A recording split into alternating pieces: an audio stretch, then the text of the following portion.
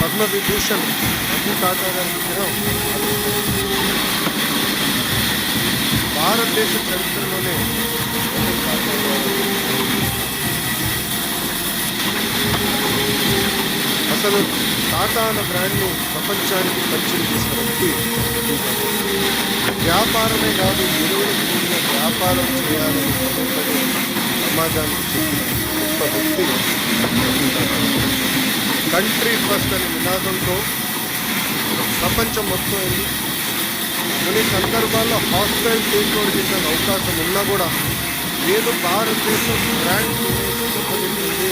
nothing doing నేను చేయనని చెప్పిన వ్యక్తి